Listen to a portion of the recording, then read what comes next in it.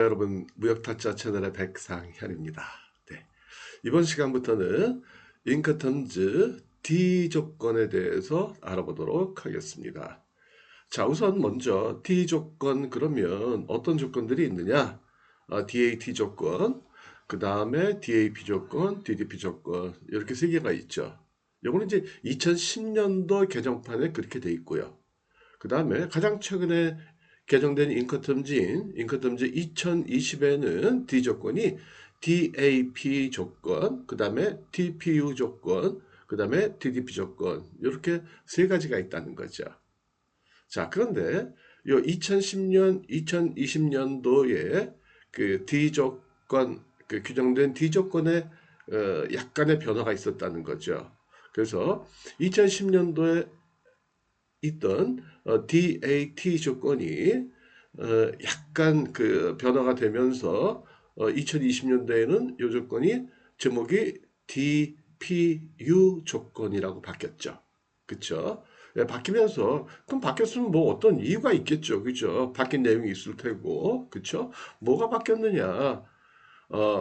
셀러가 분담하는 위험과 비용의 범위가 약간 넓어졌다는 거예요. 그 두 조건의 차이는 제목이 바뀌면서 그러면 DAT 조건 때는 그러면 매도인이 부담하는 비용과 책임의 범위가 어디까지였었냐 말 그대로 DAT 할 때 T 터미널 수입지의 터미널까지 거기까지만 운송에 대한 책임과 비용을 셀러가 부담을 했는데 TPU 조건으로 바뀌면서 약간의 변화가 생겼다는 게 뭐냐면 그 범위가 좀 넓어졌다는 거죠. 그래서 기존에 DAT 조건일 때 터미널까지 비용, 그 다음에 운송에 대한 책임을 졌던 거에서 약간 더 범위가 넓어져서 예, 최종 목적지까지. 그러니까 터미널을 포함한 최종 목적지. 대개의 경우 최종 목적지는 어디가 될까요? Final destination은 바이어의 창고가 되겠죠. 대개는. 예. 그래서 약간 넓어졌다는 거예요. 그냥 쉽게 설명하면 DT 조건일 때는 수입지에 그 터미널까지만 갖다 주면 됐어요. 그게 터미널 공항이 됐든 아니면 뭐 항구가 됐든 뭐 익스프레스 버스 터미널이 됐든 트럭 터미널이 됐든 거기까지만 갖다 주면 됐는데 DPU로 바뀌면서 거기까지만 갖다 줄 수도 있고 당사자 간 합의에 따라 가지고 바이어가 원한다면 최종 목적지까지도 예, 갖다 주면서 비용과 책임을 셀러가 부담한다. 이렇게 약간 늘어났다는 거예요. 이해가 되시겠죠? 예. 설명이 쉬웠나요? 어려웠나요? 쉬웠어요. 예. 만약에 요 차이가 이해가 안 되시면 다시 한번 돌려보세요. 몇 번? 세 번만 돌려보시면 돼요. 자, 어쨌든 이번 시간부터는 D 조건에 대해서 말씀드리도록 할게요. 자, 2010년도를 기준으로 본다면 먼저 DAT 조건에 대해서 이해를 하셔야 돼요. 여기서 잠깐 인커텀즈는 가장 최근에 개정된 것은 2020년도 개정판이지만 그 이전에 개정됐던 2010년도 이때 개정된 내용도 그것도 사용해도 상관없는 거예요. 그러니까 셀러 바이어 합의에 의해서 가장 최근에 바뀐 거는 2010년도지만 우리는 2020년도지만 우리는 2010년도 개정판에 있는 내용을 그대로 사용을 하자. 그럼 그렇게 쓰시면 돼요. 그렇게 쓰시면 돼요. 그래서 뭐 가장 최근 것만 사용이 된다? 가장 최근 게 나왔으니까 그 이전 건 다 폐기가 된 거다? 그거는 못 쓰는 거다? 없어진 거다? 그거 아니라는 거예요. 인커텀즈는 안 그래요. 그러니까 당사자끼리 합의에 의해 가지고 몇 년도에 개정된 거든지 사용할 수가 있다라는 거예요. 근데 사실은 지금 그 실무에서 보면은요, 가장 최근에 개정된 건 2020년도 개정판이지만, 아직도 2010년도 내용을 쓰는 사람들이 많아요. 당사자 합의에 의해 가지고, 그래서, 자, D조건, 2010년도에 개정된 거를 먼저 말씀을 드리고, 그 다음에 이제 2020년도에 개정된 DPU 조건까지 말씀드리도록 할게요. 물론, 오늘 조건들을 다 뭐 D조건 다 하는 게 아니고 하나만 하도록 할게요. 하나만. 자, 그래서 오늘은 DAT 조건. 자, 잘 같이 보실게요. DAT 조건이다. 그러면 이 조건에서 규정하고 있는 가장 중요한 게 우리가 알아야 될 게 뭔가요? 우리가 이해하고 기억하고 활용해야 될 거. 바로 뭐냐면 셀러가 분담하는 비용과 책임의 범위가 어디까지냐라는 거죠. 그쵸? 이건 뭐 그동안 뭐 매 그 시간마다 제가 말씀을 드렸으니까. 그쵸? 이건 잊지 않으셨겠죠. 그쵸? 자, 그래서 DAT 조건이다 그러면 기본적으로 셀러가 분담하는 책임과 비용의 범위가 어디냐? 여기까지. 여기까지. 매도인의 창고. 여기서부터 시작해서 여기까지. 여기가 어디예요? 공항이나 CY나 CFS는 이거는 항구를 얘기하는 거죠. 수입지 항구. 만약에 여러분들이 미국으로 수출한다, LA로 수출한다 그랬을 때 만약에 비행기를 운송한다 그러면 LA 에어포트가 되겠죠. LA 공항, 그쵸? LAX. 만약에 LA에 있는 그 저기 무역 항구 있죠. 무역 항구 이름 혹시 아시나요? 가보셨나요? 가보시면 좋죠. 예. LA 시내에서 차로 대략 한 3, 40분이면 가요. 근데 그게 이제 사실은 그 무역 항구인데 우리나라 뭐 부산이나 인천처럼 아주 대규모 항구인데 거의 관광지 비슷하게 또 돼 있어요. 그래서 여기 관광을 하는 사람도 많아요. 예, 많아요. 이름은 롱비치, 롱비치 항구야. 예. 그래서 어디부터냐? 셀러가 부담하는 DAT 조건일 때 책임과 위험의 범위는 롱비치 항구나 아니면 LA 에어포트나 상관없다는 거예요. 이해가 되시겠죠? 만약에 캐나다에 있는 수출업체가 LA로 만약에 수출한다? 그러면 배로 안 가겠죠, 되게. 뭐 배로 갈 수도 있지만 그때는 이제 하이웨이, 프리웨이들이 잘 돼 있으니까 그쵸? 예, 컨테이너 싣고 그냥 트럭으로 쫙 달려가겠죠, 컨테이너에다 싣고. 그쵸? 예, 예, 예. 집중하셔야 돼요. 예, 집중하셔야 지금 들으시면서 딴 생각 하시면 안 돼요. 예, 제 얘기 들으시면서 생각이 사무실 밖 창문 밖으로 왔다 갔다 나갔다 들어왔다 하면 안 돼요. 딱 집중하셔야 돼요. 예. 교회에서 설교 들을 때도 그래요. 예. 딱 쳐다는 보고 있는데 예. 시선은 딱 목사님 쳐다보고 있는데 생각이 교회 밖으로 나갔다가 또 안으로 들어왔다 딴 생각했다 그러면 안 돼. 그러면 안 된다는 거예요. 예. 그걸 강의하는데 옆에서 자꾸만 이상한 짓 해도 안 돼요. 예. 자, 그래서 어디까지냐? 자, 정리하면 DAT 조건. 이 제목이 의미하는 바는 뭐예요? 원래는 글자의 원래 글자는 delivered at terminal. 그쵸? 그래서 delivered. D 조건의 D는 다 delivered예요. delivered. delivered. delivered가 뭐예요? delivery. 물건 배달해 주는 거잖아요. 그러니까 수입지까지 갖다 주는데 어디까지 갖다 주냐? at terminal. 터미널까지 셀러가 위험과 비용에 대한 책임을 진다라는 거죠. 자, 근데 여기서 꼭 기억하실 게 뭐냐? 예? 셀러가 비용을 책임진다라고 해서 셀러가 그 돈을 자기 돈으로 내는 건 아니라고 그랬어요. 그죠? 자기 돈으로 내는 거 아니고 바이한테 받아가지고 내는 거예요. 그러니까 셀러의 지출이 아니라는 거죠. 지출이 아니고 마치 여러분들이 심부름 갈 때 차비 받아가는 것처럼. 그렇죠? 바이어가 물건 달라고 했으니까 바이어 요청해서 물건을 보내는 거니까 운송비는 당연히 바이어가 낸다라는 거죠. 근데 다만 바이어가 운송계약 체결하고 뭐 운송비 주고 하니까 번거로우니까 셀러한테 네가 좀 줘. 뭐 이런 개념이라고 받아들이시면 돼요. 근데 그러한 그 운송비를 LA까지 도착하는 운송비를 어떻게 받느냐? 셀러가 바이어한테 따로 받아도 되지만 물건값에다가 물건값을 얘기할 때 거기다 플러스를 시켜버리는 거예요. 그렇죠? 만약 물건값이 10불인데 LA 항구까지 도착하는 게 물건 개당 1불이 필요하다. 그럼 그때는 11불 청구해서 10불은 자기가 갖고 1불은 운송인한테 준다라는 거죠. 이해가 되시겠죠? 넘어가도록 합니다. 네. 넘어가도록 합니다. 자, 이제 정리할게요. 그러면 인커텀즈에서 규정하고 있는 운송에 따른 셀러의 의무는 어떻게 구성이 되어 있느냐, 어떻게 규정이 되어 있느냐, 바로 요거라는 거죠. 먼저 뭐부터 봐야 돼요? 셀러가 운송인한테 지불하는 비용의 범위를 보셔야 된다고 그랬죠. 어디까지요? 어디까지요? 터미널, 수입자의 터미널까지다 그랬어요. 그래서 터미널에 도착한 운송수단. 운송수단은 뭐 배면 배, 비행기로 나왔으면 비행기. 뭐 그런 거예요. 근데 여기서 중요한 거는 이거예요. 물품을 어떤 상태로? 양하한 상태로. 여기서 얘기하는 양하라는 거는 뭐냐면 하선, 하선. 그러니까 여러분들 물건을 배에다 실어가지고 배가 쭉 가서 LA 항구에 도착을 해서 항구에다가 내려놓는 거기까지 비용.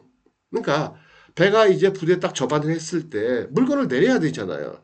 비행기가 공항에 딱 도착을 하면 물건을 내려야 되잖아요. 근데 그 내릴 때 사람이 내려야 되죠. 그럼 인건비가 들어가겠죠. 그럼 만약에 지게차가 만약에 옮긴다 그러면 지게차 비용이 들어가야 되겠죠. 그 비용. 그 다음에 비행기나 배에서 이렇게 내릴 때 혹시라도 물건이 잘못 툭 떨어졌다? 깨졌다? 그랬을 때 그 책임. 이것마저도 다 셀러가 책임을 진다. 그래서 양하하여 매수인에게 인도한다. 이 말이 바로 그 말이라는 거예요. 이 말이.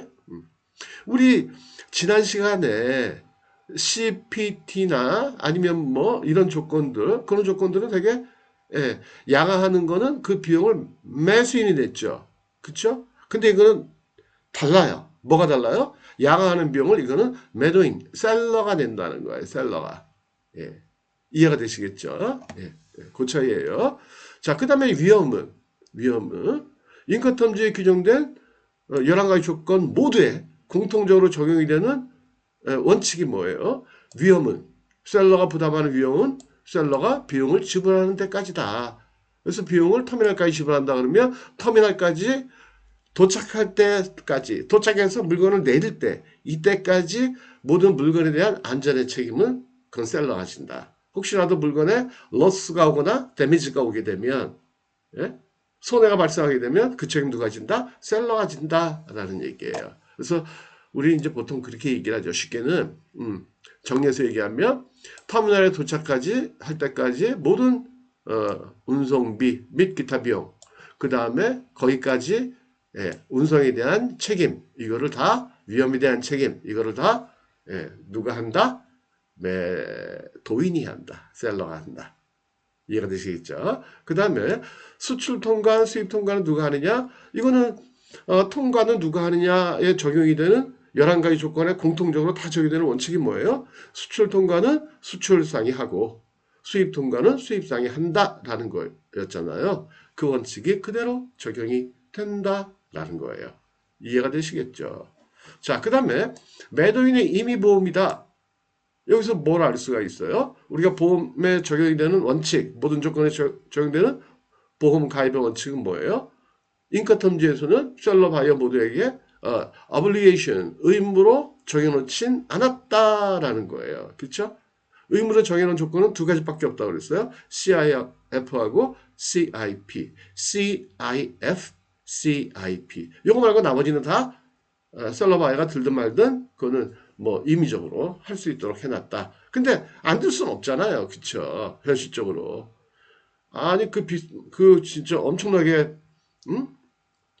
그 가치가 있는 그쵸? 그런 물건들을 운송을 하는데 혹시라도 사고가 날 수도 있잖아요. 그쵸? 그죠? 혹시라도. 아, 우리 뭐 암보험 왜 들어요? 암 걸린 사람이 많아요? 안 걸린 사람이 많아요? 안 걸린 사람이 많아요. 근데 왜 다 들어요? 왜 들어요? 혹시라도 모르니까. 혹시라도. 이 마찬가지예요. 암보험 반드시 들어야 돼요? 의무는 아니잖아요. 의무 아니야. 이 해상보험도 마찬가지라고요. 의무는 아니에요. 인커텀즈에서도 의무를 규정하지는 않았어요. CIF하고 CIP만 빼놓고. 근데 이것도 마찬가지다. 그래서 이것도 마찬가지다. 근데 만약에 들면 누가 들어요? 암 누가 들어요? 암보험? 암이 걱정이 되는 사람이 드는 거잖아요. 그러니까 이 해상보험도 해상에서 사고가 났을 때 손해를 보도록 돼 있는, 그러니까 위험의 범위를 알게 되면 누가 들어가야 되는 건 자명하다라는 거죠. 자, 근데 DAT 조건에서는 수입지 터미널에 도착할 때까지 모든 위험을 누가 책임져요? 매도인이 책임진다고 그랬잖아요. 아까 우리 여기서 배웠잖아요. 그죠? 두 번째, 위험과 비용의 범위. 그쵸? 예. 그러니까 들면 누가 들어요? 매도인, 수출상이 드는 거예요. 수입상은 안 들어도 되죠. 들 이유가 없지. 그쵸? 양쪽 다 들 일은 없으니까. 그러니까 위험에 대해서 위기감을 느끼는 사람, 책임지도록 돼 있는 사람, 그 사람이 매도인이니까 수주상이 들면은 든다라는 거죠. 이해가 되시겠죠? 되시나요? 되시길 바랍니다. 네. 자, 그 다음에 운임은 선불이다. 당연하죠. 그렇죠? 원칙이 뭐예요? 운임이 선불이냐 후불이냐? 네. 비용을 누가 지불해야 되잖아요. 그렇죠? 근데 도착할 때까지 모든 운임을 누가 지불한다? 매도인이. 매도인이 지불하는 건 선불이라고 그랬죠. 영어로는 freight prepaid. freight prepaid. 그렇죠? 그러니까 당연히 운송계약도 누가 체결해요? 매도인이 체결하는 거죠. 운임을 지불하는 사람이 체결하는 게 11가지 조건에 모두 공통적으로 적용되는 원칙이다라고 말씀드렸었죠. 기억나시죠? 그 다음에 양 당사자들은 합의한 항구 또는 목적지 터미널을 명확히 지정한다. 이건 당연하겠죠. 그렇죠? 예를 들어서 계약서에 DAT 이렇게만 써놓으면 DAT LA 이렇게 써놓으면 LA 공항인지 아니면 LA 항구인지 LA 버스 터미널인지 LA 기차역인지 이걸 어떻게 알아요? 모르잖아. 그러니까 당연히 명확하게 지정해야 되겠죠. 그렇죠? 그렇죠? 친구하고 만나는데 야 잠원동 카페에서 만나자. 그럼 잠원동에 카페가 한두 개예요. 말도 안 되는 얘기지. 바보잖아요, 바보. 그죠? 잠원동 파스텔 안에 있는 카페에서 만나자. 파스텔 잠원동에 파스텔이라고 있거든요. 거기 아티제 이렇게 얘기해야죠. 아티제에서 만나자 잠원동 이렇게 얘기해야지. 그렇죠? 이게 당연한 얘기예요. 이해가 되시겠죠? 예, 그래서 오늘 여기까지요. 자, 오늘은 저기 아주 중요한 팁을 하나 드릴게요. 제가 지금 구독자가 한 440명 이렇게 되는데요. 이 공부하시는 분들이 몇 명 안 돼. 조회수는 보면 뭐 10명, 많아야 20명, 적으면 5명 막 그래요. 그래서 제가 맨날 말씀드렸죠. 예, 이거 진짜 그 재능 기부하는 그 무료 사이트다. 그렇죠? 우리 뭐 리딩방 이런 것도 아니고, 그죠? 예. 제가 무슨 수익을 목적으로 하는 것도 아니고, 유튜버도 아니고. 근데 왜 안 보실까? 그래서 여러분들 부탁을 드렸는데, 제가 이제 부탁드리는 걸 떠나가지고, 여러분들이 계속 좀 잘 좀 이렇게 홍보를 좀 해주시고요. 예. 제가 그래서 아주 그 기가 막힌 그 테마를 정해가지고 한번 특강 한번 하려고 그래요. 제목은 이거예요. 제목은 뭐냐면, 수출 성공의 비밀 열쇠. 해놓고는, 예. 밑에다가 BCD 이렇게 써놓을 거예요. BCD만 알면 수출할 수 있다. 수출할 수 있는 성공의 비밀 열쇠는 바로 BCD를 이해하는 것이다. 여러분들 잘 모르시죠? 그 BCD 원칙이라는 게 뭐냐면 Better Quality, B, Better Quality, B, C는 Cheaper Price, C, D는 Differentiation. 그러니까 물건이 팔리려면 일단은 상대적으로 퀄리티, 품질이 좋아야 된다. 그러면서 싸야 된다는 거예요. 그렇죠? 그러면서 또 하나가 뭐예요? 뭔가 특별해야 된다는 거지. 그렇죠? 사람을 얘기하면 성격 좋고 그 다음에 능력 있고 이건 기본이라는 거예요. 그 BC 기본. 우리 물건 살 때도 일단 싸고 좋아야 되잖아요. 그렇죠? 음식을 먹을 때도 맛있어야 돼요. 싸야 돼요. 그렇죠? 맛있는데 비싸. 그거 팔리기 힘들어요. 맛있는데 비싸? 어이, 힘들죠. 힘들어. 예. 그 다음에 사람도 성격 좋고 그 다음에 능력 있어야 돼요. 그죠? 성격은 좋은데 능력이 없어. 능력은 좋은데 성격이 없. 에이, 무슨 똑같아. 그러면 더웠어요. 그럼 성격 좋고 능력 좋은 사람 많을까요? 그쵸? 음식이 싸고 맛있는 집 많을까요? 많아요. 많아요. 요새는 그것만 가지고도 안 돼. 안 돼. 뭐가 있어야 돼요? D가 있어야 돼. Differentiation. Differentiation 뭐예요? 차별화. 차별성이 있어야 돼. Something different한 거. 그쵸? 어떤 여성이 있는데 능력 좋고 성격 좋아. 그런 사람 많다니까. 거기다 플러스 알파가 있어야 된다는 거예요. Differentiation. 남들하고 구별되는 이뻐. 아니면 집안이 좋아. 어쨌든 뭐가 있어야 된다는 거예요. 그죠? 그렇죠? 식당이 있는데 싸고 맛있어? 많아요. 맛집 찾으면 많잖아. 그래도 안 된다니까. 플러스 알파. 뭐예요? 식당 뭐 어떤 데코레이션이 아주 서구식으로 멋있게 돼 있다든지 아니면 조업원들이 특별히 친절하다든지 아니면 사장님이 직접 서빙을 해주는데 기가 막히게 해준다든지 응? 아니면 위치가 아주 기가 막히게 좋은 데 있다든지 아니 경치가 좋다든지 뭐가 있어야 된다는 거예요. BC 가성비만 가지고 이제 안 된다니까요. 가성비가 좋다고 가요? 안 간다니까. 싸고 맛있는데 식당이 맛있는데 가보니까 에이, 식당 내부가 완전히 그냥 꽝이야. 예, 그렇죠? 안 된다니까. 예, 이해가 되시죠? 그래서 여러분들이 수출을 원하신다면 일단은 아이템을 체크하세요. 여러분들이 만약에 제조업체라면 제품을 기획하고 하는 단계부터 B, C, D 원칙을 적용을 시켜야 된다는 거예요. 품질 자체는 싸고 좋고 그렇죠? 근데 베스트가 아니에요. 베스트 퀄리티가 아니고 베러 퀄리티 비교적 좋으면 돼. 베스트 하면 이거 곤란해요. 왜요? 베스트 하면 당연히 뭐가 따라 올라가요? 가격이 올라가잖아요. 안 돼.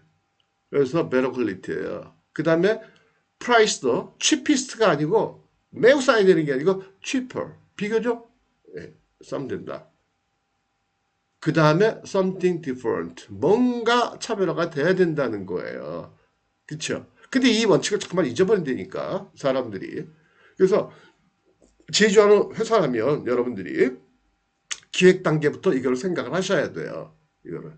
그래서 여러분들이 만약에 전문 무역회사다. 국내에서 구매해서 수출하는 거다. 마진 붙여서. 그러면 여러분들 물건을 선정할 때부터 그 생각을 머릿속에 갖고 있어야 된다는 거예요. 예? 그러니까 쉽게 얘기해서 가성비만 좋은 거 그거 갖고 안 된다니까. something different 한 게 있어야 돼요. 뭔가 차별화가 돼 있는 물건을 찾아내야 된다고. 그게 중요한 거예요. 이해가 되세요? 그러니까 이 문제는 제가 별도로 요걸 제가 한번 기가 막히게 썸네일을 만들어서 기가 막힌 내용으로 기가 막히게 제목도 만들고 해가지고 한 10분 내지 15분 그냥 발칵 뒤집어 놓을 정도로 제가 한번 만들어 보도록 합니다. 여러분들한테 먼저 말씀드린 거예요. 자, 그러면 오늘 여기까지 하기로 하고요. 오늘도 즐겁고 행복하시고 건강하시고 오늘 저 길이 좀 이렇게 좀 미끄럽잖아요. 그렇죠? 넘어지면 끝장이에요. 다리 다치면 끝장이에요. 그래서 조심하시고요.